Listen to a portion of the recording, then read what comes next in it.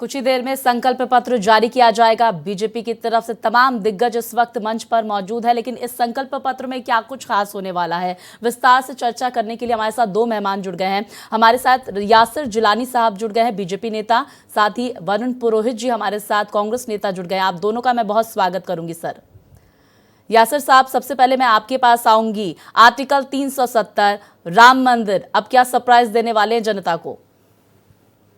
देखिए, सरप्राइज जो है वो सरप्राइज नहीं है, वो संकल्प है जो भारत की जनता के लिए भारतीय जनता पार्टी की सरकार ने 2014 में ही ठाना था और उसको जमीन पे उतारने का काम किया है। विकसित भारत का जो रोड मैप है वो सबके सामने है। वो सब पूरे भारतीय उसको देख रहे हैं कि किस तरीके से विकसित भारत एक तरीके से पूरे दुनिया में एक नया आयाम सामने आया है और उस पे हम लोग चर्चा कर रहे हैं, आप चर्चा कर रहे हैं, पूरा भारत चर्चा कर रहा है और लोगों को विश्वास है। इस संकल्प पत्र में एक एक जो चीज अभी आपके सामने आ रही है, जिसपे अभी हमारे राष्ट्रीय अध्यक्ष जी चर्चा कर रहे थे। अगर हमने सबका साथ सबका विकास की बात करी तो हमने उसको अपना कर्तव्य मान के पूर्ण रूप से जमीन पे उतारने का काम किया है। बीजेपी का संकल्प पत्र जिस तरीके से 25 करोड़ लोगों को हम लोगों ने गरीबी रेखा से बाहर निकालने का काम इस सरकार ने किया है, ये आपने और हमने देखा है।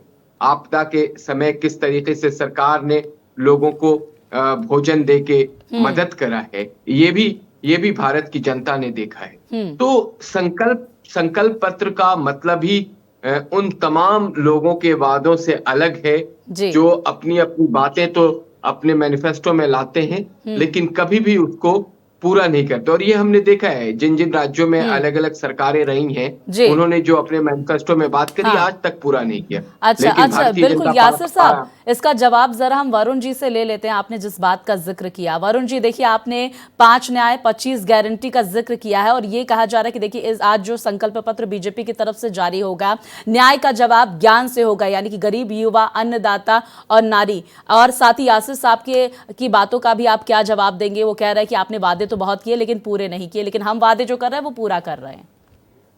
स्वाति जी, ये देखा कह रहे थे, इस देश ने ये भी देखा कि नोटबंदी के टाइम कैसे मजदूर सड़कों पे गर्मियों में घूम रहे नंगे पांव, कैसे उनकी मृत्यु हुई। इस देश ने गंगा में लाशें बहती भी देखा। इस देश ने पता नहीं क्या क्या देख लिया इनके 10 साल पीरियड में। आईएलओ की रिपोर्ट भी देखी, 83% युवा बेरोजगार है। आईएलओ का दफ्तर तो भी बंद करना ही है इनको, तो पता ही है सबको कि जो भी सच्चाई उजागर करेगा उसको बंद कर दे। देखिए, ये संकल्प पत्र है, हमारा न्याय पत्र है, घोषणा पत्र है। 75 साल हो गए हमारी आजादी को, सब पार्टियां अपने अपने हिसाब से पत्र लाती। जनता को इससे कोई सरोकार नहीं है। आज की जनता अभी आपसे चर्चा हो रही थी, जनता को ये आशा है, बजट थोड़ी आ रहा है, जनता को आशा है। ये तो झांसा पत्र है, झांसा पट्टी कुछ ना कुछ करनी है जनता के साथ। जनता सबको जानती है, सब पार्टी को जानती है। जनता को महंगाई, तो क्या आप भी झांसा कर रहे हैं? आप कह रहे हैं सब पार्टी को जानती है, तो आप भी क्या झांसा कर रहे हैं? आपने 25 गारंटीज का जिक्र किया। आम आदमी की बात भी तो करेंगे ना, हम हमेशा ही पॉलिटिकल बातें क्यों करेंगे? आम आदमी सब महंगाई बेरोजगारी से त्रस्त है, बिल बिला रहा है पूरी तरह। ये किसको कोई आंकड़े दिखाते रहो, मैं तो कह रहा हूँ हमारी सरकार आएगी तो मैं उससे मांग करूंगा कि जो महंगाई के एरिए, बेरोजगारी के आंकड़े देते हैं, उन एजेंसियों की जांच की जाए। वो सबसे ज्यादा जरूरी है। महंगाई सबसे कम हो गई साहब, महंगाई सबसे कहां से कम हो गई? बाजार में जाओगे आप, रोटी खाने को नहीं है लोगों को, नौकरियां नहीं है, बच्चों को पढ़ लिख के घर में बैठे परेशान हो रहे हैं। सुबह माता पिता उनको कहते हैं कहां जा रहे हैं, नौकरी ढूंढने जा रहा है। शाम को बच्चा घर आता है, लौट के चुपचाप सो जाता है। उसकी मानसिक स्थिति का क्या होगा? उसमें कोई विचार नहीं है। बस हमने ये किया, हमको तो पूंजीवाद लाना है देश को। कुल मिला के इनको, इसमें इनके जो पत्र में आप देखोगे, पूंजीवादी रिफ्लेक्शन होगा, जिसमें चंड चालाकी, झूठ पाखंड जो पूंजीवाद का होता है, जो प्रॉपर्टीज एलिमेंट्स होते हैं पूंजीवाद के, वो इसमें आपको देखने को मिलेंगे। वरुण जी, लेकिन देखिए, ये बीजेपी का ये कहना है कि एक बकायदा फीडबैक भी जनता से मांगा गया, उसके बाद ये मैनिफेस्टो तैयार किया गया है और ज्ञान के इर्द गिर्द होगा। यानी कि जो बात मैंने कही, गरीब, युवा, अन्नदाता और नारी, और विकसित भारत का जो विजन दे रहे हैं प्रधानमंत्री 2047 तक, उसका भी रोड मैप देखने को मिलेगा। इस पर जरा अपनी प्रतिक्रिया दें, फिर मैं यासिर जी के पास जाऊंगी तुरंत। मैं बोलने ही वाला था 2047 को, आज 2097 बोल देंगे। वही तो मैं कह रहा हूं, इनको तो 47 तक बैठा रहेगा युवा नौकरी के लिए। आज 24 चल रहा है, 23 साल तक बैठा रहेगा, बूढ़ा हो जाएगा। रोटी खाने वाला भूखा मरता रहेगा जब तक व्रत करेगा नवरात्रों के, पूरे एक्सटेंड करेगा 2047 तक।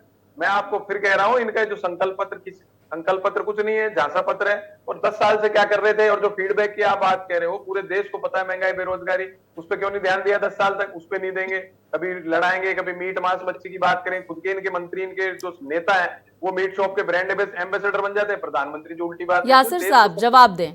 देश को पता है। और आज क्या ये है कि छोटी अभी सी बात, आपने सुना किस तरीके से कांग्रेस के जो नेता हैं वो बौखलाहट में हैं, हताशा है उनके अंदर, निराश दिखाई दे रहे हैं, क्योंकि वो समझते हैं बेरोजगार कौन है। आज के दिन सबसे बड़ा बेरोजगार अगर कोई एक आदमी है तो वो राहुल गांधी और कांग्रेस पार्टी है।